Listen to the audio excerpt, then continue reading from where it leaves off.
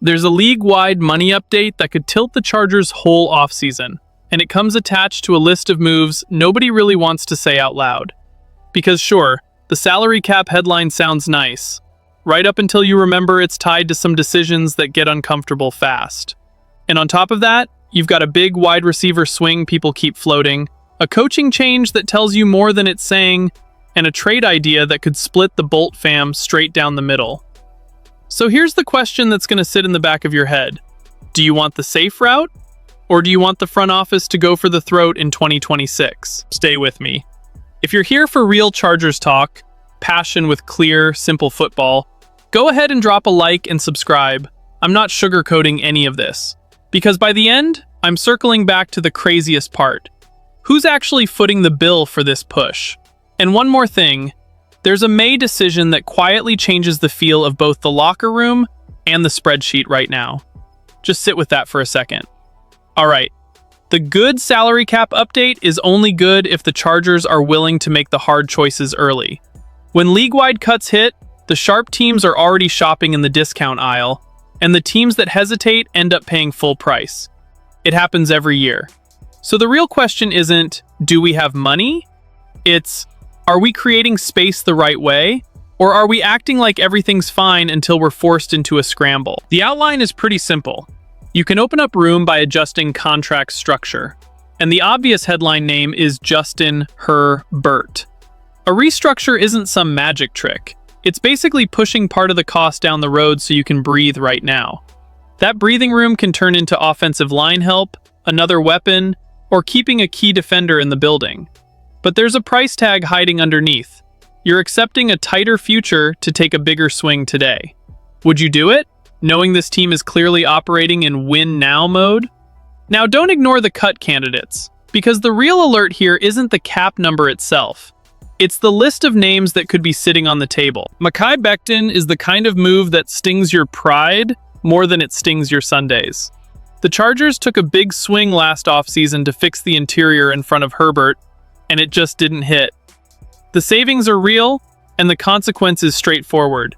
Either you use that room to find something steadier up front, or you walk into another year where protection can get shaky on 3rd and long. I'm not trying to be dramatic, but how many hits are we supposed to watch Herbert absorb before the offense starts playing tighter? Bradley Bozeman is where the fan base starts debating immediately. Inside the building, leadership matters. Captain patch, voice, culture, those things are real. But if the individual performance isn't where it needs to be, and the cap savings are sitting right there, the front office has to be cold-blooded about it. Could he be quality depth behind a new starter? Sure. But paying starter money for vibes can box you in when you've got actual holes that affect wins and losses. And that decision isn't just about one spot. It feeds into how the coaches want the identity to look. Then there's Will Dissly. On paper, it's fine. In practice, it's been underwhelming. If the plan is to turn the page at tight end and go all in on rookie Oronde Gadsden, this is one of the cleanest ways to create room to do it. But let's be real, leaning on a rookie early carries risk. What happens if he isn't ready for the full workload right away? And here's the one people skip because it's not flashy. J.K. Scott. Special teams doesn't blow up your timeline, but it can absolutely swing games. If the cap number pushes the Chargers to bring in real competition at punter, you might win hidden yards. Or you might learn, the hard way, how quickly field position can flip. Be honest, how many times have you watched one shank or one booming punt completely change the script of a game? So yes, the cap update is a positive. But it's only a positive if you're willing to take the emotion out of it and make the clean calls. And now, the detail way too many people are skipping. Having money doesn't automatically mean you'll spend it well. That's where the Chargers offseason gets interesting. Because this is already a good team. A real team. You've got a top quarterback. You've got an elite defense. You can feel the physical tone coming back. The jump from good to legit problem for the AFC comes down to what's around Justin Herbert. And no, it's not only the offensive line, even if that need is screaming at you. The quiet point is this. In January, when everybody knows your tendencies, you need answers. You need chunk plays. You need someone who forces coverage decisions before the snap. That's why there's talk about the Chargers spending big on a true WR1 type. Someone who changes how defenses line up. A name like George Pickens doesn't get floated for no reason. This isn't about hype, it's about role.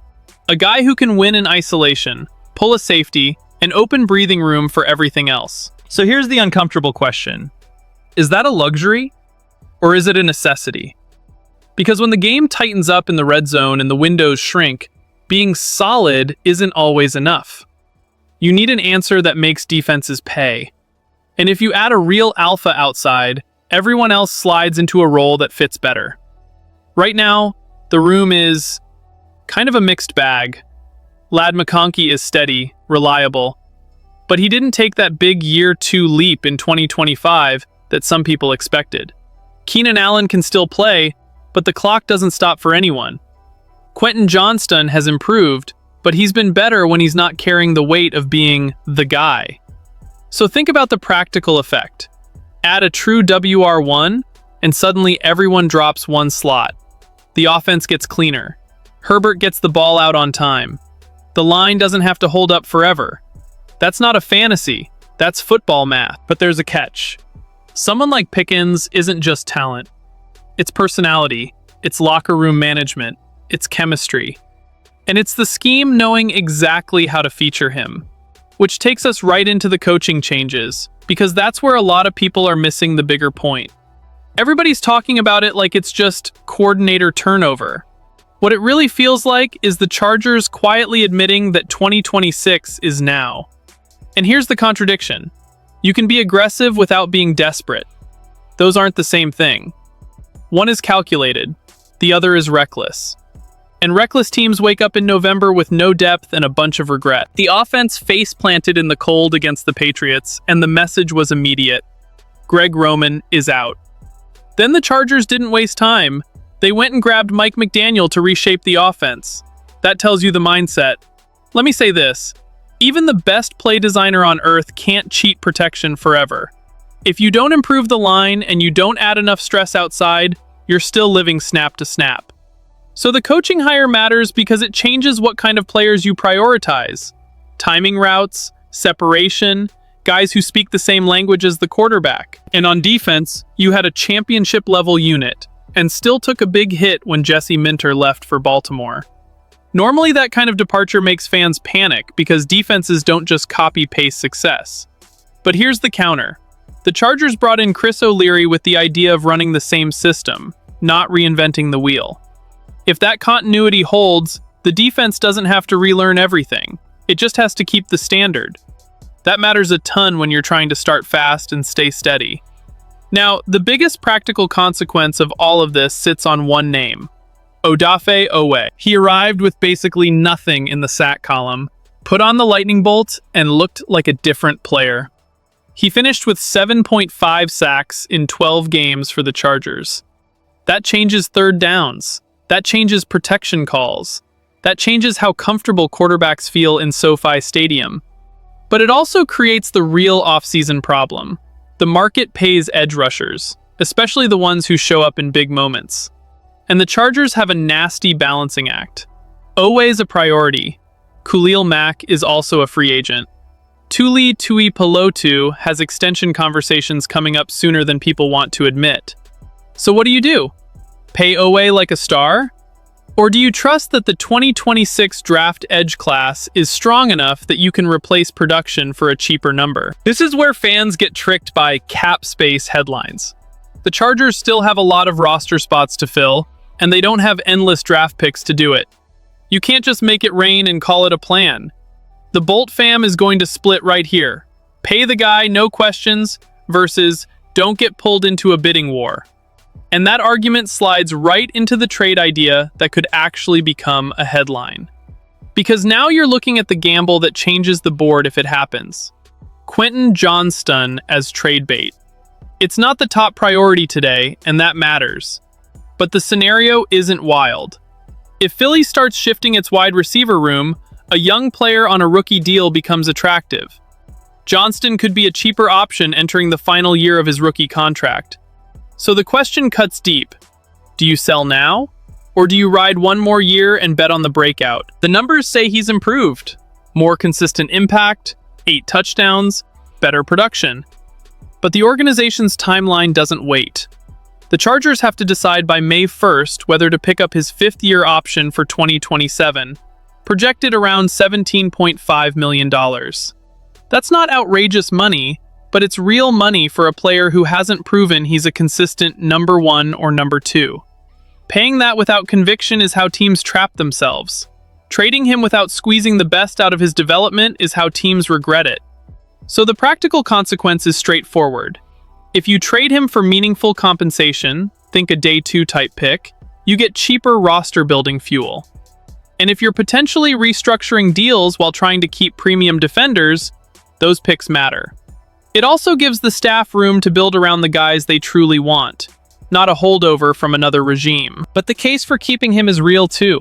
He's improved every season, and with McDaniel in the mix, Johnston could finally be used in the role that fits him, getting him into open space and letting him run. In that scenario, you don't win a trade, you win on the field, and his value skyrockets anyway. So this is where the fan base truly splits.